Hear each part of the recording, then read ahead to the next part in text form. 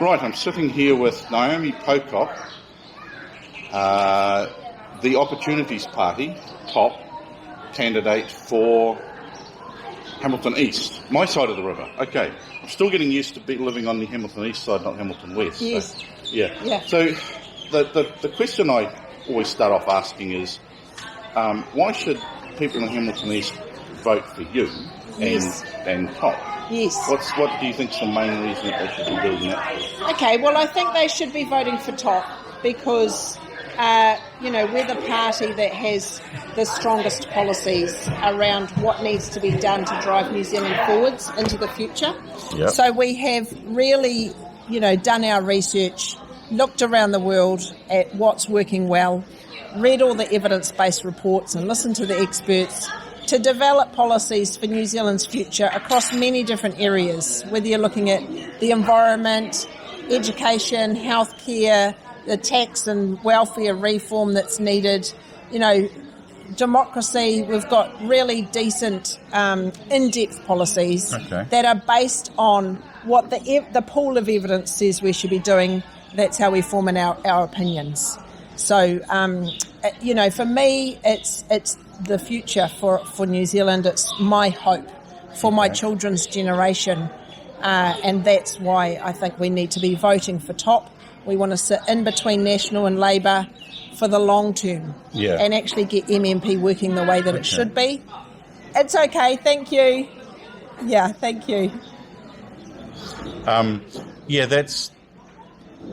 That's actually one of the things that people don't fully understand, I think, sometimes, is the fact that the election we're having now is shaping the future of our children. That's right. And a lot of people think of themselves right now, and they're not thinking of down the track further.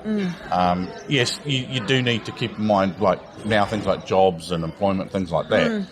But you also need to keep in mind, for instance, like I've seen come up, discussions on debt, not having huge amounts of debt for the future.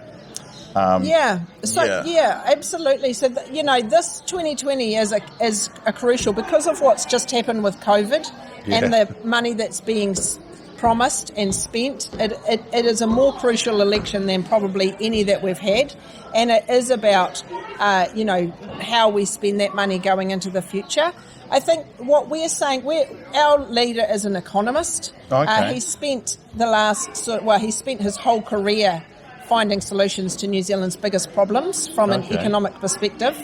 And what he's saying at the moment is, let's not worry so much about the debt, because we've got very low debt levels relative to the rest of the world. We do need to be careful where we spend the money, how we spend the money. But what we don't want is deflation.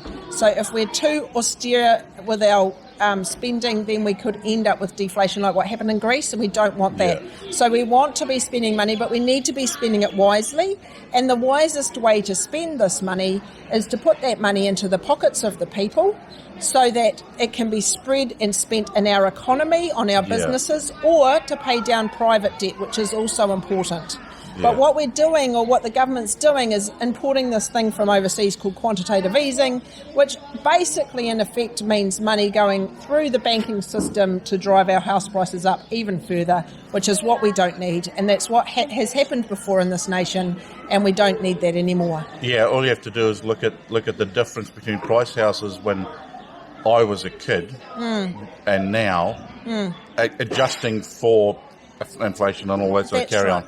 The difference is massive. But you're saying about money getting back into the system. It doesn't take an economist to understand that money going around in the system creates employment. Because as soon as you, and I don't want to bash the wealthy, but as soon as you put money in the pockets of the wealthy, it goes in offshore into banks and investment and shares and things like that are not in productive things. When you put money in at the bottom of the pyramid, that money is spent because people need to spend it on clothes, food, rent, all this sort of thing. So that goes into the pockets of the people who are supplying that, and their businesses are better. And that means they can employ more people. That's right. And I think that's quite an important thing for people to keep an eye on. That's right. And I guess what we're saying is that we need to spend it, putting it into the pockets of the people, not just the beneficiaries, but also the working poor. You know, we've got a lot of people working really hard in this nation and still struggling to get ahead. And so we're proposing a universal basic income. So that's, you know, $250 a week per adult and $40 a week per child for everybody. And the benefit of that is that it gets rid of the welfare trap, right? So at the moment, if you're on a benefit and you go to work, you know, you're after about 5 or 6 hours, you're effectively working for between $2 and $4 an hour. And so it gets rid of all of that. It provides dignity and security for everyone. It provides, you know, it lifts people above the living wage so that burden isn't on businesses anymore. You know, there's just so many benefits for it. And the evidence shows that when people get universal basic income, it's been trialled all around the world, is that, you know, most people work the same or more. And the people who we assume we're not going to work, but we actually do. And the people who don't work more are youth who go and retrain, so that's good for their future, or parents who spend more time with their children, which is also good for our future society. So it's just, you know, it provides everyone with that basic security for other disruptions that are coming in our future. You know, so it's the policy of the now into the future, and that's the sort of stuff we need to be doing. I find that piece you said about that some people often will say that. Sean, sorry, that's my children. Can you guys sit down, please? Thank you. And the horse on. That some people say, oh, but if you give a universal wage, then people won't work or won't work as hard. Yes. But if you look at it, you find that most people who are getting any sort of assistance like that actually do something in society. While they may not be necessarily actually working, they're contributing in some other way, either through retraining, helping others, whatever. And yeah, I can sort of see how with a universal wage, it allows people a little bit more freedom to upskill themselves, maybe do things that are going to put themselves in a better situation without the worry of how they're going to pay rent and things like this. You know, being able to, for instance, work part-time for a while while you're studying or whatever else, and know that that's not going to massively drop your income. So people set up businesses and all sorts of things. And really, you know, it isn't enough to live on. You know, we're suggesting $250 a week. I mean, we could, in negotiations, increase that, but then you've got to increase the tax elsewhere. Like it's a balanced, it's a fully costed policy. So, you know, it's not like pulling money out of the sky. It's like we're going to move it from here to there. But Mitchell, please sit down. Thank you. Sorry. Doing an interview with kids in the background. Always amusing. So anyway, but yes, it gives people that basic level of dignity from which to make their life choices. Absolutely. Now, being Hamilton East candidate, is there anything specific to Hamilton East that in the selection that you think is, you know, assuming you got in and you're an MP, is there anything specific to Hamilton East itself that you would be looking at more than anything else? So I guess for me, I'm also education spokesperson. So the university being in Hamilton East is, you know, aligned with that in terms of how we want to be reimagining the tertiary sector. So I'd be able to, you know, have a lot of input there in terms of talking to the university. I think what Top is saying in terms of, you know, these ideas of buying votes and lolly projects and stuff, that is so against everything that we stand for. So being an evidence-based party, we are all about, you know, every decision across all policy areas being based on the evidence. And so a good example of that is these infrastructure projects. You know, you've got politicians going around the country at the moment promising projects to their electorates to buy their votes.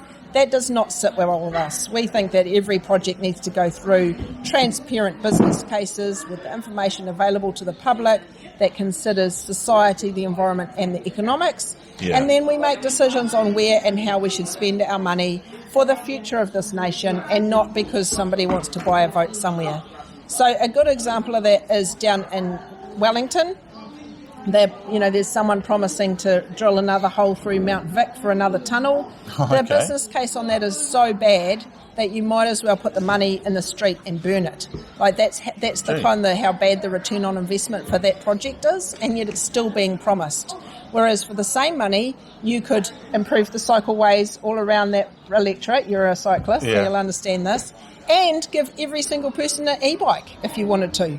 That's the sort of money that you could spend, and then you got all those people using their e-bikes instead of another tunnel through a hill. Do you know what I mean? So it's about making those decisions, looking at the environment, like the big picture, the society and the economics, to make good infrastructure decisions for all of those things, and not based on who wants to buy some votes.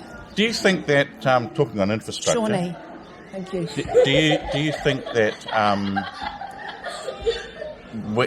if we're having to look at being a little bit more green, to say the least. Yes. If you believe the Greens, we've got to go vegan and not drive any cars. Well, pretty much. But we've got to go a lot more green than we are. Yes. Hamilton's just changed their rubbish system, so we're now creating less landfill and recycling more. Do you think there are still things that could be done from a national government point of view to encourage alternative transports, turning the stuff that we're putting out in the recycle bins into something that we can actually make of benefit to New Zealand? Yeah, I mean, there is that. I think again, the way that we look at, these big picture issues. So what we're talking about is the way that we live. So at the moment, we've got all our cities sprawling out, using up our productive farmland, and then all our people commuting back and forth to work. Yeah. And a good example of that is Pocock, which has just sprouted up, people commuting back to Auckland so that they can afford to have a house. Yeah, it has effectively become a sleeping suburb for Auckland, isn't it? Yes, and it's really fertile soil. And in fact, just up the road from there in Pukekohe, it's got some of the best soil in the nation where they can grow things all year round. For example, like it's really good soil. So using that for urban sprawl is a really bad idea for so many reasons. So what we're talking about is changing the urban development legislation, or creating urban development legislation. Okay. So a bit like the RMA, but applied to the urban context, because the RMA hasn't worked for urban areas. And that will incentivise councils to invest in infrastructure to enable us to have better density, good density done well. Shawnee, please don't. And then people living and having a better lifestyle and less commuting, and then having a better lifestyle to use their time wisely. So we're saying everyone living and working living 15 minutes from where they need to go, basically. Yeah. So that will reduce our emissions as well. So it's like this whole sort of multifaceted plan, which is the way that we develop policy. We're like, what needs to be done from all these different angles? So people living more in the cities, density done well, more community orientated, and then, active in public transport networks, all that sort of thing. Because I came to Hamilton when public transport buses, effectively, were a bit of a joke in Hamilton back in the 80s. Yes. Right? And I'd come from Wellington, where I'd got used to a really good public transport system. Yes. And it was quite a laugh to come to Hamilton and go, oh, this is their bus system? Yeah. But it's got a lot better. Yeah. But I still see a lot of people driving around Hamilton that, because I've seen where they've come from, et cetera, I can say, you could have walked that, or that you could have ridden a bike. There's a lot of people, especially during summer. I can understand in wet weather.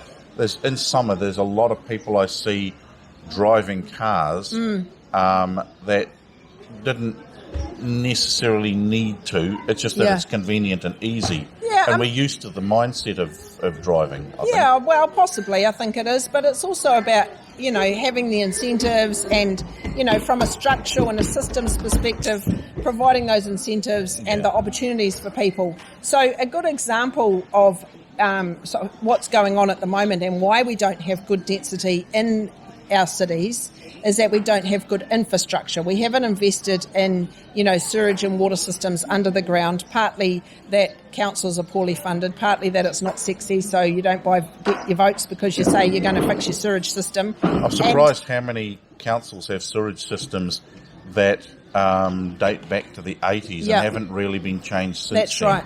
Yeah. That's quite shocking. And they're not incentivised to do it, and they're not funded to do it. So what we want to do is we want to give the GST back on new developments back to councils, so that they've got that funding. They're currently responsible for 40% of the infrastructure, but they're funded for 7%. So they just don't have the money and they don't have the incentives. So we want to give that back to them in the GST on new developments, so that they've got the funding and the urban development legislation to incentivise them to actually do density well. So, there's some big structural challenges and big systematic problems that have driven us in a particular direction. And I guess what TOP want to do is shift that direction, looking at the big picture for a better future. So for Hamiltonians, this is something they need to look at, and what other parties are offering in a similar vein about dealing with these issues. And actually make an assessment for themselves.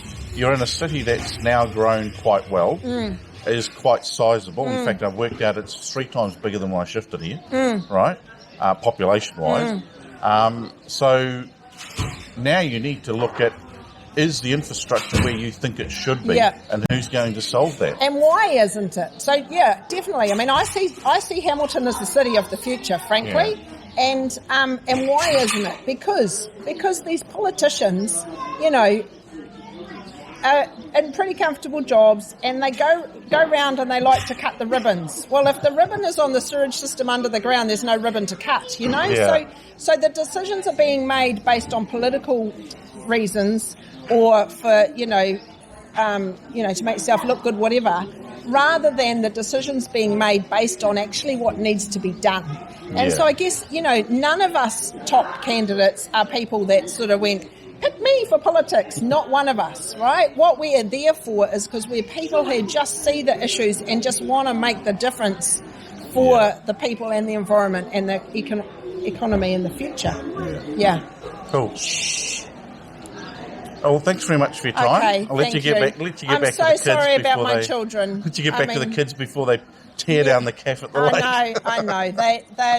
They're 3 boys, so they're full of activities, and they're not not too bad. Cool. Oh, good luck in the election. Thank you very much. Have fun with it. Thank you very much. Thanks. Appreciate that. Cool.